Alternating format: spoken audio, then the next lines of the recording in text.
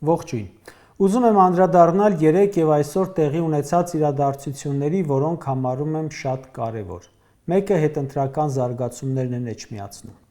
Ընտրությունների ավարտից 1 օր անց իշխանությունը սկսեց խուզարկությունները շուրջ 32% ձայն հավաքած ընդդիմադիր թեկնածուի Սևակ Խաչատրյանի թիմի անդամների, ավականու անդամների բնակարաններում։ Ըստ Սևակ Խաչատրյանի գուցե փորձում են իր դեմ ինչ-որ ցուցմունք կորզել։ Լրագրողները մինչև ընտրություններ Սևակ Խաչատրյանին հարց էին տալիս. եթե ընտրվեք, ձեզ ինչ հիմքով կարող են կալանավորել, որովհետև բոլորս արդեն գիտենք, եթե ընդդիմադիրը հաղթում է ՔՊ-ին, վերջը կալանքն է կամ սպանվում է։ Նիկոլ Փաշինյանը, երբ չի կարողանում քաղաքական առումով իր հակառակորդի հետ հարցերը լուծել, ասում է. դատախազություն, ես ինչ կարողացա արեցի, դու մտի, քննչական կոմիտե, դու էլ այդ կողմից մտի, հակակոռուպցիոնն էլ թող իր կողմից մտնի։ Դա քաղաքական այս աբսուրդի անբաժան մասն է։ Բոլորս արդեն սովոր ենք, որ կապ չունի, թե ինչ հաղորդագրություն է հակակոռուպցիոնը տարածել։ Անունը շատ հնչեղ է՝ հակակոռուպցիոն։ Մարդկանց թվում է, հենց հակակոռուպցիոն կոմիտեն գործի անցնում, գործ ունենք Թալանի հետ, Կաշառքի հետ, բայց Նիկոլը հիմնավորում է, որ չէ, այ ձեր ցավը տանեմ, գործ ունենք քաղաքական պատվերի հետ։ Թե ինչ հաղորդագրություն եւ ուրեմն կտարածեն, ինչ գաղտնալսում ձայնագրություն կտարածեն, չեմ էլ անդրադառնում։ Արդեն ժողովուրդը գիտի, որ սրանք մոնտաժի ծրագրեր ունեն իրենց համակարգիչներում եւ այստեղից, այնտեղից կտրում, դնում են, տակնել, ինչ ուզում են գրում են։ Մարդիկ ընտրական քարոզարշավի մեջ են մտել։ Պրոբլեմ չէ գլխներին սարքելը։ Սևակ Խաչատրյանի եւ Հաղթանակ դաշինքի նկատմամբ կատարվում է հետեւյալը։ Նա շփվել է հազարավոր մարդկանց հետ։ Ձեռքով բարևել է հազարավոր մարդկանց, սիրվել է էջմիածնեցիների կողմից, մարդկանց սիրտն է մտել իր պարկեշտությամբ, ազնվությամբ եւ բուն վաղարշապատում տարել է 7500 ձայն, այսինքն ՔՊ իշխանությունից ընդամենը 500-ով պակաս։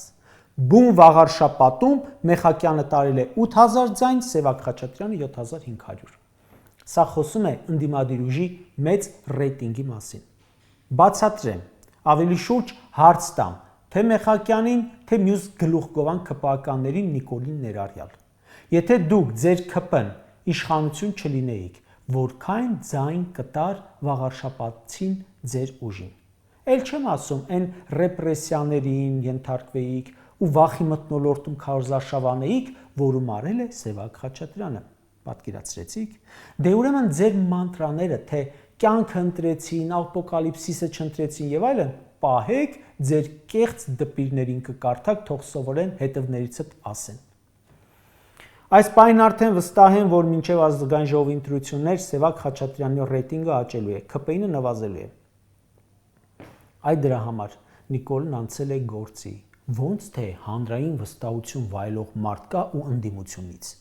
Շատ չեմ ծավալվում այս թեմայի մեջ ժողովուրդ, որովհետև չեմ հանդիպել լուրջ ընդդիմադիրի, որը սրանց հարձակումներից վախենա։ Մյուս թեման, որին ուզում եմ անդրադառնալ, աբսուրդի հերթական դեպքն է։ Երեկ Սամվել Կարապետյանից Փաշինյանը խլեց հեծի լիցենզիան, այսօր կրկին զրկեց ազատությունից։ Ինչու հակակոռուպցիոնի դատավոր Սարգիս Դադոյանը որոշեց գործարար բարերար Սամվել Կարապետյանի կալանքը երկարաձգել 2 ամսով։ Ինչ նոր պատճառ կա, ինչ հանգամանք, վստահ եմ ինքն էլ կդժվարանա ձևակերպել։ Իրական պատճառը դարձյալ Նիկոլի այդ վախն է։ Ես քաղաքականով չեմ կարողանում հարց լուծեմ, իրավապահ համակարգ, գործիք կպի։ Սամվել Կարապետյանն ունի անուն, հեղինակություն, հարգանք է վայելում, դեռ մի բան էլ իրեն հակառակ եկեղեցուն է պաշտպանում, ուզում է ընտրությունների մասնակցել, ուրեմն այլ տարբերակ չունի Նիկոլը, իրավապահ համակարգ, հələ կպի գործիք, բանտ։ Սրանք ուզում են կալանքի տակ պահել այնքան, որ մինչև ընտրություններ ազատության մեջ չլինի, դատական նիստեր էլ չլինեն, հանրությունը չտեսնի, գործը չփլվի։ Բայց վստահեցնում եմ, սաղ ժողովուրդն էլ գիտի ինչ է կատարվում ու դատապարտում է։ Սամվել Կարապետյանի գործը պատահական դատավորի չի մակագրվում ու եթե մեկին մակագրվեց, ըստ իս այդ մակագրումը արդեն իսկ նշանակում է, թե այդ դատավորից ինչ է պահանջում Նիկոլը։ Նիկոլին տանեկան կայքը եւ անձնական կուսակցությունը արդեն վաղուց էին գրել, որ կալանքը երկարաձգվեց։ Ըստ երևույթին դատավորին ստիպելու համար, թե ինչ որոշում է Փաշինյանն իրենից սպասում։ 3 նոյեմբերի 16-ին Հայաստանի իշխանությունը հանրային ծառայությունները կարգավորող այսպես կոչված անկախ հանձնաժողովի ձեռքով Տաշիր Կապիտալ ընկերության ձեռքից խլեց Հայաստանի էլեկտրական ցանցեր ընկերության լիցենզիան։ Թե ինչ պատճառով, այդպես էլ մարդ չհասկացավ։ Նիկոլական մեղադրանքներով չհիմնավորված, այսինքն կեղծ, սուտ, արագ հերկվող, բայց դե զրկեց։ Դեմ քվեարկեց հանձնաժողովի մեկ անդամ Արա Նռանյանը, հայտարարելով, որ հնարավոր է սահմանադրական դատանը որոշի, որ սա հակասահմանադրական գործընթաց է։ Նաև ասաց, հանձնաժողովը նախ գործ է հարուցել հեծի մասով, հետո սկսել է նոր հիմքեր փնտրել ու դնել տակը։ Հանձնաժողովի անդամն ասաց, որ հեծը ուներ խնդիրներ, որոնց համար ընդամենը պետք էր պատժել, տուգանել, այլ ոչ թե խլել լիցենզիան։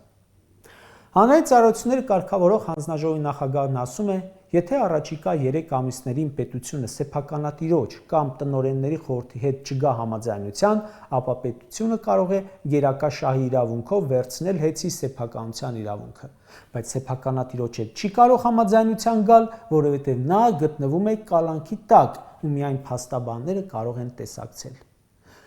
Այն ինչ տեղի է ունենում Սամվել Կարապետյանի բիզնեսի հետ, պարզ խլոցի է կոչվում։